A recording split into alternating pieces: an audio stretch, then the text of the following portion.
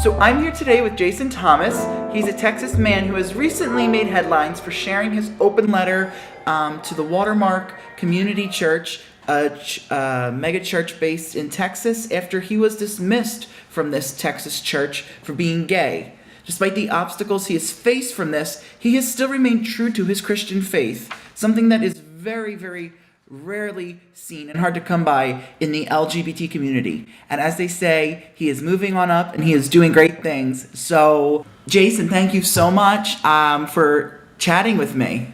Yeah, absolutely. And thank you for having me. Of course, as I said, I'll tell my viewers, I came across your story and I couldn't help but, want to talk with you. So can you tell me a little bit about your story, about your journey, and what happened? I understand that, you struggled with your identity, but what made you ultimately, what got you to where you are now?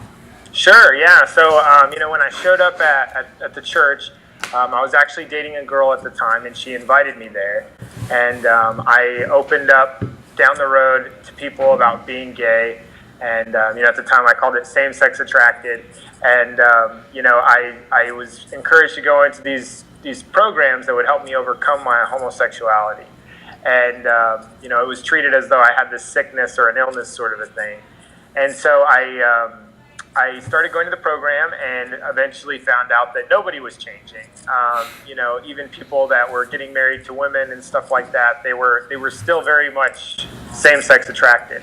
And so I quit going to the program because it was very discouraging to me, and I joined a different one at the church.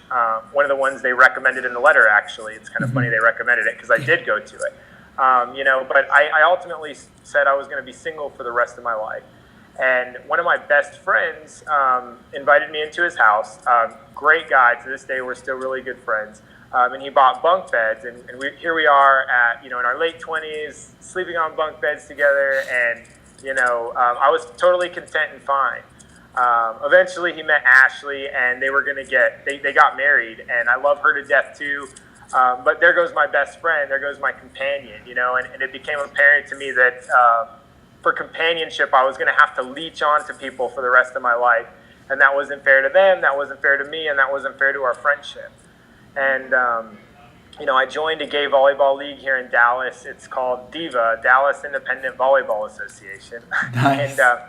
And, I met some amazing people there. And, a lot of these programs had kind of led me to believe that the gay community was this very disgusting, perverted, evil place with terrible people, and that just wasn't the case. I started meeting people in this world, and it was like I saw people helping each other out. I saw people, giving each other's rides when their car broke down, and fundraising for someone who lost their job, and I saw a group of people that was very loving and caring for one another, and there was this brother and sisterhood amongst the people in this community that just realized that we'd been through some interesting things. People have been kicked out of their homes by their families, and there's just been some terrible stories, and it's funny to see on the other side that there's this world of people that kind of comes together and helps each other out. And so here I am seeing this, and it's like the dots aren't connecting for me anymore.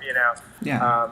Eventually, I started dating this guy, and I fell in love with him. It became here I am at 28, going through some first experiences. Walking by my phone, seeing if he texts back. Constantly wanting to just know how his day was, and I'd only ever heard about these things, never experienced them, and when the church asked me to break up with him, I did, and that was a very terrible feeling. I was upset, I was physically ill, and I ended up getting back together with him, and I said, I don't know what the right thing to do is here, but I can't break up with him. And they said, if you're not going to break up with him, we're going to assume that you're not trying anymore and you're out. And they sat in a half circle across from me and, talked over me, interrupted me, and told me that I couldn't be a member, I couldn't serve, and I couldn't be a part of the small group and community that I'd been there. And it was really tough words to hear. But I will say, on the back end, I came out of that, and I joined a group of guys that had all been kicked out of that church, and we're all friends. I live with one here now, and we're great friends. We encourage each other. We help each other out. We have our own little small group going where we push each other in a good direction and towards a better relationship with God. And, got involved with the Gay Christian Network, that has a lot of people who have similar stories to mine. And, it's just been awesome to see, how people have shown up in this world and really become loving and helpful and supportive to people that have been through what we've been through, Yes. And unconditional love, not love that is conditional and based on, you overcoming some attractions that you can't, Yeah, that you can't help and hide because that's who you are. Yeah. Yes.